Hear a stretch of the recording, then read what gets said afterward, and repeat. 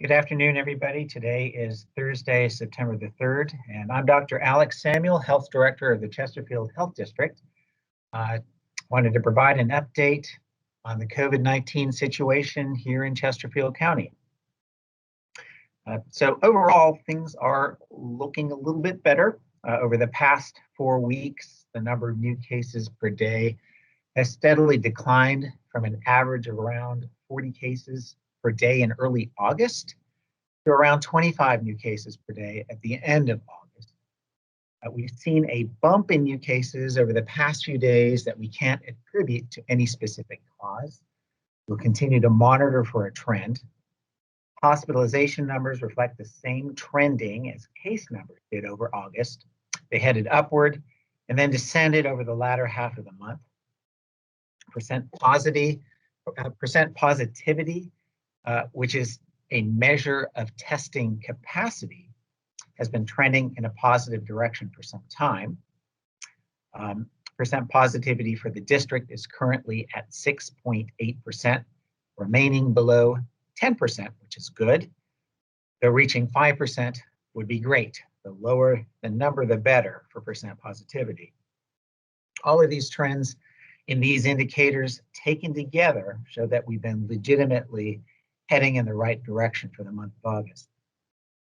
Regionally, it's been a bit more of a roller coaster, with a drop in average new cases per day in early August and then a resurgence in new cases around 2 weeks ago.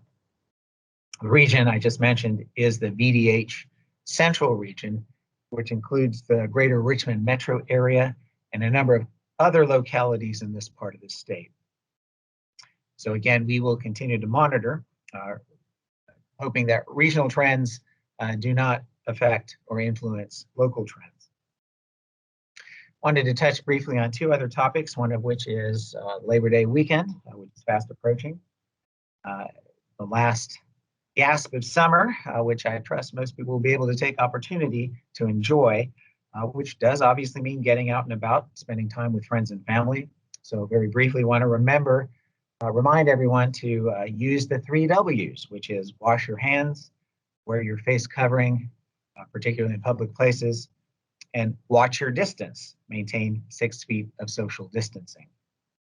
All of these things together reduce the potential for spread of COVID-19 and will certainly help us not rebound and have more cases in the future. The other thing I want to talk about, again, very briefly, is starting to think or plan about getting a flu shot this year, because flu season is rapidly approaching. Flu vaccines are important in reducing the risk of flu-related illnesses, hospitalizations, and death. And with COVID-19 circulating this year, reducing flu-related hospitalizations is especially important because it'll allow more resources, healthcare resources, to be directed towards COVID-19 patients who might need to be hospitalized.